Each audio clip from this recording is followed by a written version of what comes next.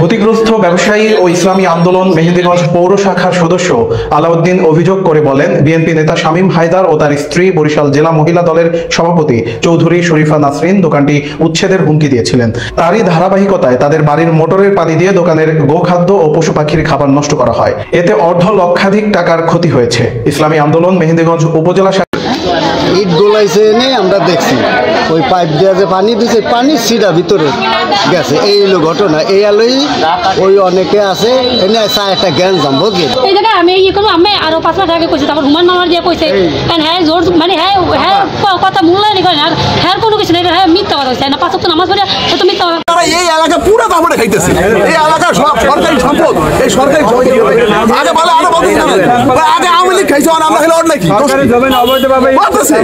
আওয়ামী লীগ খাইছে, আমরা হলো ফজরের নামাজের পরে অন্ধকারে তখন পানি দেয় মোটর দিয়ে পানি দিয়ে এই মালামালগুলো ভিজিয়ে ফেলে। তারপর আমি এখানে পরিদর্শন করার পরে আমি উত্তপ্ত ব্যবসায়িক যারা ছিলেন, জনসাধারণ ছিল, তাদেরকে আমি আশ্বস্ত করি বাংলাদেশের আইন এবং সরকার সম্পর্কে বলেছি যে এর সুশাসন এবং এর দৃষ্টান্তমূলক শাস্তি তারা ইনশাআল্লাহ পাবে। মেহেন্দিগঞ্জ উপজেলার পাতারহাট বন্দরে সরকারি খাস জমি দখল নিয়ে বিরোধের জেরে এক ব্যবসায়ীর দোকানে পানি ছিটিয়ে মালামাল নষ্ট করার অভিযোগ উঠেছে। বৃহস্পতিবার সকালে উত্তর বাজারের ব্যবসায়ী আলাউদ্দিনের ফিরের দোকানে এ ঘটনা ঘটে। বিস্তারিত থাকছে এম ইউসুফ আলী সৈকতের প্রতিবেদন। ক্ষতিগ্রস্ত ব্যবসায়ী ও ইসলামী আন্দোলন মেহেন্দিগঞ্জ পৌর শাখার সদস্য আলাউদ্দিন অভিযোগ করে বলেন, বিএনপি নেতা শামীম হায়দার ও তার স্ত্রী বরিশাল জেলা মহিলা দলের সভাপতি চৌধুরী শরীফা নাসরিন দোকানটি উচ্ছেদের হুমকি দিয়েছিলেন। তারই ধারাবাহিকতায় তাদের বাড়ির মোটরের পানি দিয়ে দোকানের গোখাদ্য ও পশু পাখির খাবার নষ্ট করা হয়। এতে অর্ধ লক্ষাধিক টাকার ক্ষতি হয়েছে। ইসলামী আন্দোলন মেহেন্দিগঞ্জ উপজেলা শাখার সভাপতি ইঞ্জিনিয়ার গাজী মোহাম্মদ জাহাঙ্গীর হোসেন বলেন, অভিযুক্তরা ক্ষমতার দাপটে সরকারি জমি দখল করেছেন। আমরা সুষ্ঠু তদন্ত ও বিচারের দাবি জানাই।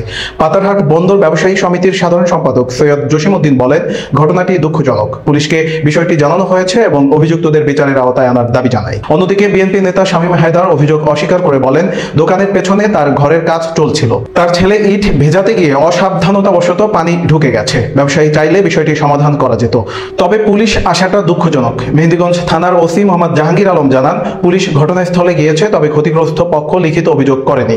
তবে বরিশাল জেলা মহিলা দলের সভাপতি শরীফা নাসরিন আলাউদ্দিন সহ 5 জনের বিরুদ্ধে জমি দখল ও হামলার চেষ্টার অভিযোগ করেছেন।